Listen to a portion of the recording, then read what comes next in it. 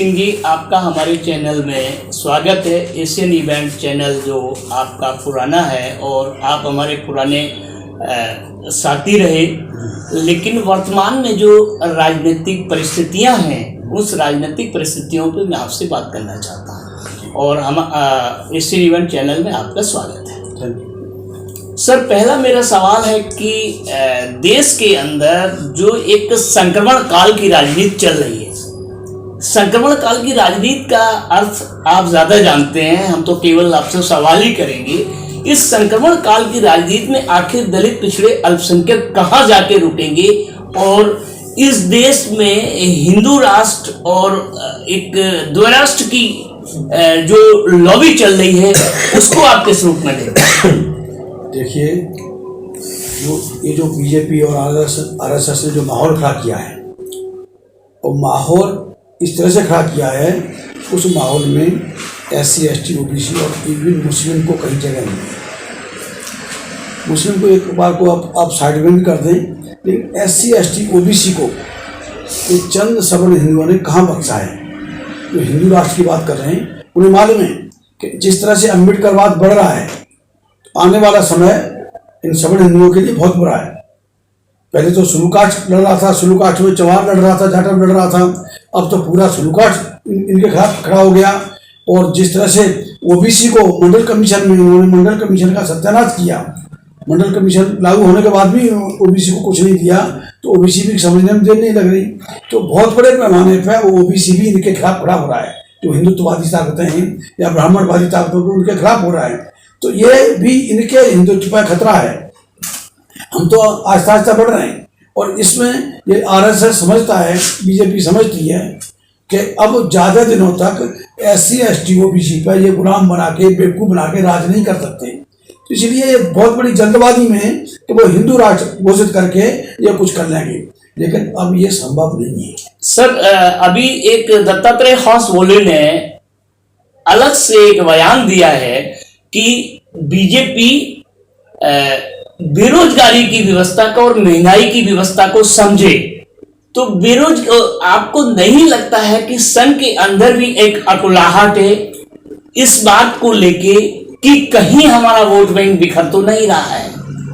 देखिए, जहाँ तक संघ की बात है, संघ में किससे क्या कहलवाया जाए, कब कहलवाया जाता है, वो सारा उनका वही है कि they know how to divide and to rule. बांटो, मूर्ख बनाओ, राज करने की करते हैं। तो किसी से सिंपैथी वाला बयान दिलवा दिया तो लोगों को सिंपैथी हो जाती है। हमारे भोले वाले लोग हैं, उन्हें इतनी समझ नहीं होती इसके रिप्रिकॉशंस, इसके परिणाम कहाँ तक घातक होंगे। तो किसी से कुछ कहलवा देते हैं और फिर उस पर लीपापोती, अगर फंसते हैं तो लीपापोती करते हैं और नहीं फंसते तो छाती ठोक के कहते हैं यहाँ वो बिल्कुल जो सवर्ण हिंदू मुश्किल से 10-12% है इस देश में, और 10-12 सवर्ण हिंदू ही इस देश का दुश्मन है। सारी धन धरती पर, शासन प्रशासन, शिक्षा, उद्योग, व्यापार पर सारा उनका कब्जा है। SC ST OBC जो 70% आबादी है, उसके पास तो 2 वक्त की रोटी का इंतजाम नहीं है, एक आध आदमी को छोड़ के। तो ऐसे हालात में इन्होंने पूरे पहले SC ST के खिलाफ थे, और यही नहीं, कांग्रेस का भी वही रवैया था। कांग्रेस ने अपना 55-56 साल हुकूमत की और 55-56 साल में अगर चाहते तो SC ST का कोटा पूरा हो जाता, लेकिन नहीं किया उन्होंने। नॉट अवेलेबल, नॉट सूटेबल कह के आरक्षण नहीं दिया, जगह नहीं बनी इन्होंने, आज तक खाली पड़ी है। और बीजेपी जो बुनियाद कांग्रेस ने रखी थी SC ST OBC और मुसलमानों के खिलाफ, तो वो उस बुनियाद पे RSS और बीजेपी ने महल खड़ा कर दिया, जो हमें आज दिखाई दे रहा है। कांग्रेस स्लो पॉइजन थी हम लोगों के लिए, SC ST OBC और माइनॉरिटी के लिए, और ये तो तीखा जहर है। कांग्रेस मीठा जहर क्या होता है, जो हमें न जीने देता है न मरने देता है, और तीखे जहर से हम सावधान हैं। कोबरा और आस्तीनी के सांप में यही फर्क है। कांग्रेस आस्तीनी का सांप थी और भी लोग आस्तीनी के सांप बने, लेकिन ये तो कोबरा है। कोबरा से हम भयभीत तो हैं, लेकिन हम बचे हुए हैं, उससे दूर हैं, किसी तरह से बचने की चटपटाहट है। तो आने वाले समय में जो हिंदू राष्ट्र की कल्पना कर रहे हैं, पहले वो बताएं, कोई भी हिंदू, तो जितने भी जो हिंदुत्व का झंडा उठाने वाले, इसका अडवाणी का क्या हाल हुआ इस देश में, प्रवीण तोगड़िया आज कहाँ चला गया, समझ गए ना। तो ये जो भी राम के चक्कर में पड़ा है, उसका राम नाम सत्य हुआ है। सर, अगला एक सवाल और है कि इसमें अभी बौद्धिस्ट बनने की एक परंपरा चली, खासकर दलित के अंदर जो वोबिस बनने की परंपरा चली, क्या आपको लगता है ये प्रायोजित है या स्वाभाविक है? देखिए, जो जहाँ तक जो हिंदुत्व में जो दलित है, खासतौर से SC ST OBC, दलित का मतलब है SC ST OBC, दलित में छटपटाते हैं न तो उसे मान सम्मान मिला इस देश में, न उसे सुरक्षा मिली और न धन धरती में उसे हिस्सेदारी मिली। तो हिस्सेदारी क्यों नहीं मिली? देने का किसके हाथ में था कि देश के आज़ादी के बाद से ही सत्ता सबल हिंदुओं के हाथ में गई, चाहे कांग्रेस के नाम पर गई हो, चाहे जनता दल के नाम पर गई हो, चाहे BJP के नाम पर गई हो। तो सबल हिंदू, आज इस मुल्क में लड़ाई सबल हिंदू बनाम शेष भारत है। इस बात को लोग समझते नहीं हैं। ये 22 प्रतिज्ञाएं ये नई नहीं है, ये बाबा साहब की दी हुई प्रतिज्ञाएं, बाकायदा हर किताब में छपा हुआ है और आज से बहुत पहले से गवर्नमेंट की छपी हुई किताबों में भी 22 प्रतिज्ञाएं बाबा साहब की। तो जब 22 प्रतिज्ञाओं को कोई नया नहीं किया, उनको दोहराया।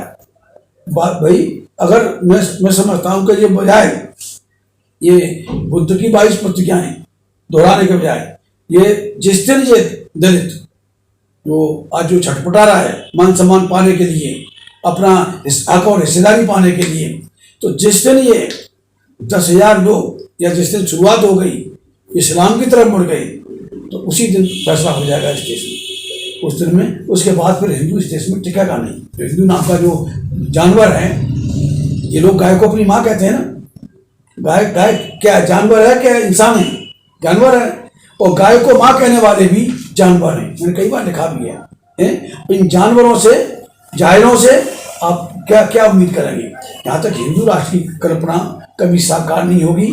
बाबा साहब के बच्चे SC ST OBC के तो बच्चे हैं, और अब तक हमारे मुसलमान भाइयों ने जब वो NRC और CA का मूवमेंट चला, तब भी उन्होंने बाबा साहब की किताब को अपनाया, संविधान को अपनाया, बाबा साहब को अडॉप्ट किया। तो निश्चित तौर से कि अब यहाँ इस दिन की दाल ज़्यादा दिन करने वाली नहीं है। जहाँ तक ये धर्म परिवर्तन का मामला है, धर्म परिवर्तन का मामला कहाँ से चलता है?